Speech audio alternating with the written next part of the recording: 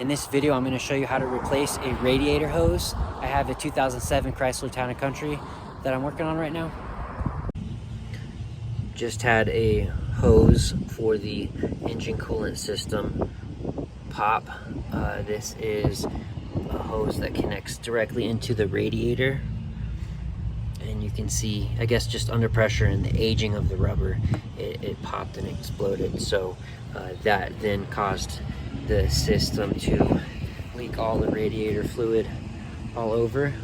So in order to fix this, I'm going to need to replace this hose and then refill the system with new radiator fluid. So that's going to be what I'm doing right now. Alright, so I pinched this hose clamp and fed it upward, and then now I've removed this part of the broken radiator hose. So I'm going to go ahead and reach under here and get this one off. That's going to be more challenging, so I probably need to take this panel off. Okay, so a couple updates. I took some of the bolts off of this cross member support bar on the hood.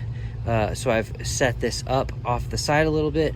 I had some screws on this front bumper that I took up too, so now I can easily access this end of the hose. So I'm going to use my needle nose pliers and compress that hose clamp and slide it off a little bit so I can wiggle this tube out. I need to get this tube out so that I can replace it. Okay, this is where the hose was connected. That's the inlet valve on the radiator itself. So I got this hose removed.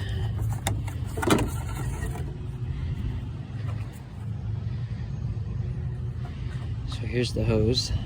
I'm going to take this clamp off and put it back on. Okay, I got the replacement hose. It was about 20 bucks. So I'm going to go ahead and put it on right now.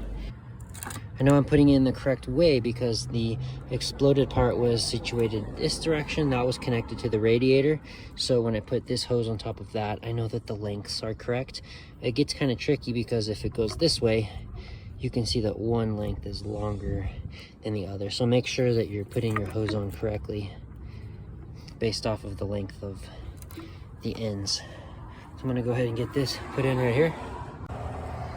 Okay, that slid on pretty easy. I just slid it as far back as I could, and then I used my pliers to grab this hose clamp and put it right about halfway on the stem. You don't want to put it too close to the edge because it could crack the stem and cause a gap. You don't want to put it too close to the end of the hose because it could slip off over time. So put it right in the middle. I'm gonna go ahead and do the same thing with this end right here. Okay, I got it on by about 1.5 inches right here, and then I put the hose clamp right on the middle. So now you can see that I have my replacement radiator upper hose connected to the engine and the top side of the radiator. So I'm going to go ahead and put all of this back together, the bumper and the cross member. So I'll record when that's done. Okay, I got everything reconnected the way I took it off. Very easy fix. Got the new hose on. So now my next and final step is I'm going to go ahead and fill the radiator back up again by just taking this knob off. You never want to take this off unless the engine is cold, so make sure, because this is going to be built under pressure and stuff, so be careful with that always. But I'm going to fill that up. I got the coolant already. I'll let this run for a bit and then I'll watch the temperature, make sure everything's working the way it should. But that's how I fixed my radiator exploded hose issue. Hope that video was helpful for you. Thank you for watching.